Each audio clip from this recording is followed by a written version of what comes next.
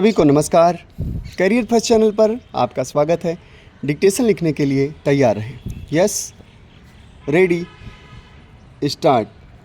सभापति महोदय, नेतृत्व वर्ग की सफलताओं और विफलताओं को लोकतांत्रिक व्यवस्था के मत्थे नहीं मढ़ा जा सकता।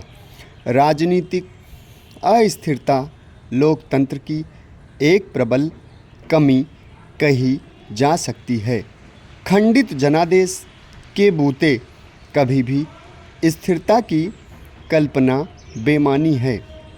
गठबंधन की सरकारों की सारी ऊर्जा अपनी सरकार बचाने के लिए सहयोगियों को खुश करने में ही व्यय हो जाती है और देश विकास के बदले विनाश की ओर खिसकता चला जाता है।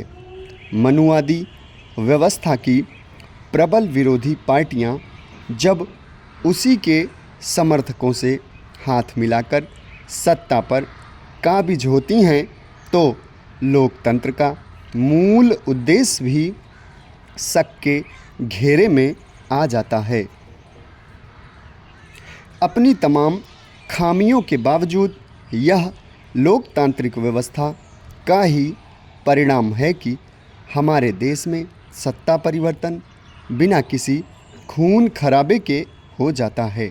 सत्ता पक्ष और विरोध पक्ष में सहनशीलता की भावना पल्लवित हो रही है। अधिकांश राजनीतिक दल आर्थिक विकास और सामाजिक न्याय को अपने घोषणा पत्र में शामिल कर रहे हैं।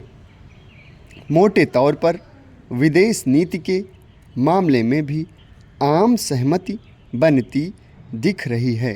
पहले लोकतंत्र की अध्यक्षीय प्रणाली की बात कुछ राजनीतिक दल करते थे, किंतु अब संसदीय लोकतंत्र पर ही मतैक्य हैं। जनता अपनी शक्ति को पहचानने लगी है तथा चुनावों के समय बिजली, सड़क, पेयजल, रोजगार आदि के प्रश्न पर खुलकर चर्चा करती है। राष्ट्र निर्माण और विकास की बात करने के लिए राजनीतिक दल विवश किए जा रहे हैं।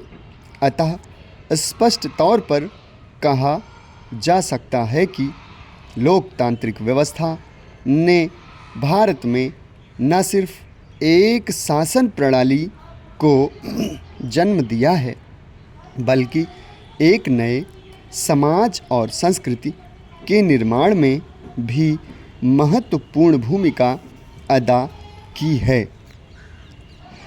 संसद द्वारा मार्च 2004 में 4 भाषाओं को संविधान की 8वीं अनुसूची में शामिल करने के साथ ही इस अनुसूची में अब कुल 22 भाषाएं हो गई हैं। जोड़ी गई 4 नई भाषाएं हैं बोडो, संथाली, डोगरी और मैथिली। सरकार द्वारा इन 4 भाषाओं को यह सम्मान देने के साथ ही कुछ अन्य भारतीय भाषाओं को भी 8वीं अनुसूची में शामिल करने की मांग जोर पकड़ने लगी है। उक्त चारों भाषाओं को संविधान के 100वें संशोधन के द्वारा 8वीं अनुसूची में जोड़ा गया है।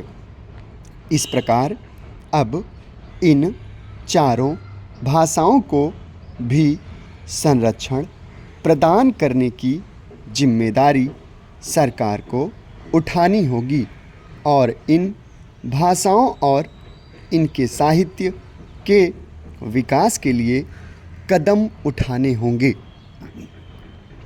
दरअसल भारतीय भाषाओं के संरक्षण के लिए बनाई गई संविधान की 8वीं अनुसूची का आकार समय समय पर बढ़ाए जाने की नीति केंद्र सरकारों ने अपनाई है। 1950 में संविधान लागू होने के समय 8वीं अनुसूची में 14 भाषाएं थीं। धन्यवाद। समाप्त।